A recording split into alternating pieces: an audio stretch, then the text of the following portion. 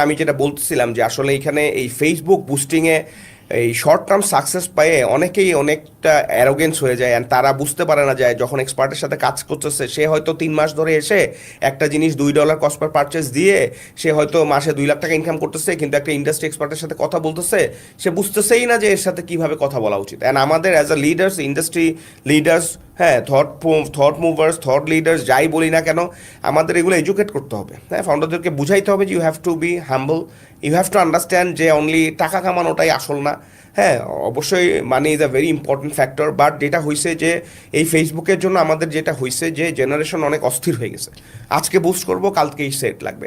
কেউ ব্যবসাটারে সাজাইতে, খুব কম লোকই সাজাইতে চায় লং টার্মের জন্য, সাস্টেইন করার জন্য, কাস্টমার হ্যাপি করার জন্য, ব্র্যান্ডিং করার জন্য। বেশিরভাগই চাই ভাই এত কিছু বুঝি না, আপনার কথা যেটা চায়না থেকে আনলো, দিলাম কত ডলার, এই আমার কি থাকবে সেইটা চিন্তা করা। So this is the problem. So এইরকম চিন্তাভাবনা লোকদের সাথে আসলে আমরা কাজ করতেও সত্যি কথা পারবো না এবং হবেও না। আর আমাদের আসলে সত্যি কথা, আমরা তো খুবই ছোট কোম্পানি, আমাদের ব্যান্ডউইথ ওই রকম না। সো আমরা আসলে ইম্প্যাক্টফুল ভিশনারি ফাউন্ডারদেরকে খুঁজতেছি, হ্যাঁ, যার মিনিমাল একটা বাজেট অবশ্যই আছে, বাজেট থাকতে হবে, বাজেট ছাড়া হবে না, ধৈর্য আছে, তার জিনিসটাকে আমরা ফিক্স করে দিব, সাজায় দিব, সো দ্যাট 1 বছর পরে সে ইন্ডিপেন্ডেন্ট অফ আস, আমাদের সাথে না থাকলেও সে টিমকে দিয়ে পুরো জিনিসটা প্রসেস ওয়াইজ চালাই দিতে পারবে। এই ধরনের লোকজনই আমরা চাই।